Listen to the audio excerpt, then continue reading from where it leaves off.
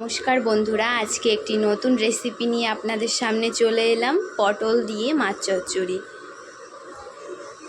দেখুন বন্ধুরা, আমি মাছ চচ্চড়ির জন্য এখানে পটল কেটে নিয়েছি। ছোট ছোট করে পটলটাকে কেটে নিয়েছি।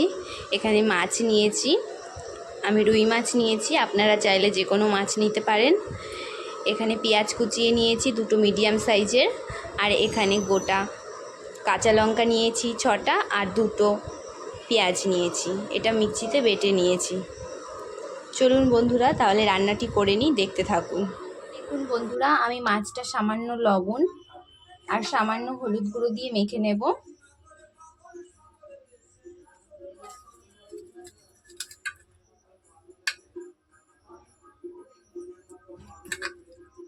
মেখে ভেজে নেব। বন্ধুরা, আমি কড়াইটি গরম করে 1/2 কাপ মতো তেল দিয়ে দেব।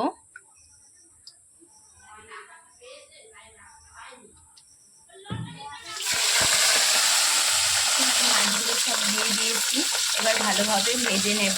বন্ধুরা, আমি মাছটা ভেজে নিয়েছি ভালো করে। দেখুন, আমি এই মাছ ভাজা তেলেই পেঁয়াজ ফোড়ন দিয়ে দেব।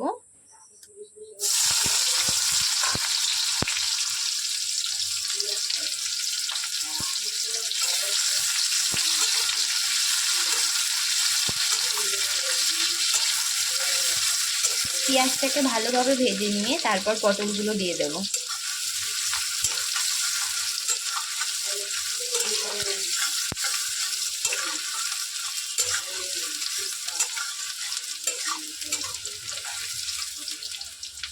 আমি পেঁয়াজটা ভালোভাবে ভেজে নিয়েছি, এবার পটলগুলো দিয়ে দেব।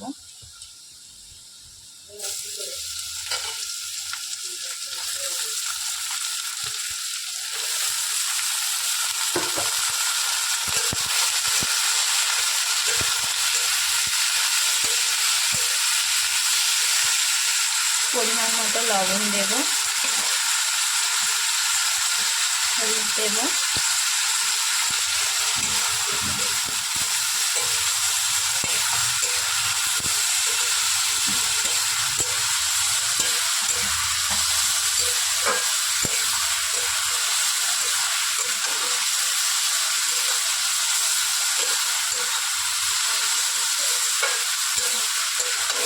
এবার বেটে রাখা মশলাটা দিয়ে দেব।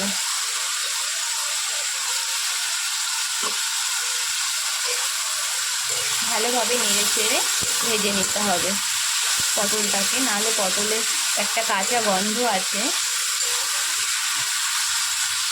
5-7 মিনিট ধরে আমি পটলটা ভালোভাবে ভেজে নেব। পুরো আমি ভালোভাবে ভেজে নিয়েছি পটলটা, এবার পরিমাণ মতো জল দিয়ে দেব।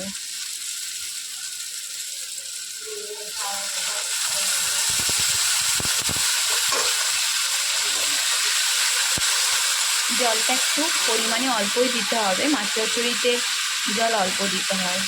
আমি মাছগুলো দিয়ে দিয়েছি, এবার 2 মিনিটের জন্য ঢেকে দেব। ঢেকে দিয়েছি, 2 মিনিট পর ফিরে আসবো। 2 মিনিট পর ফিরে এলাম। আমার মাছ চচ্চড়ি রেডি, এবার নামিয়ে নেব। দেখুন বন্ধুরা, আমার মাছ চচ্চড়ি একদম রেডি। এভাবে আপনারা বাড়িতে বানিয়ে খেয়ে দেখবেন। খুব সহজ একটি রেসিপি, যখন তখনই বাড়িতে বানিয়ে নেওয়া যায়।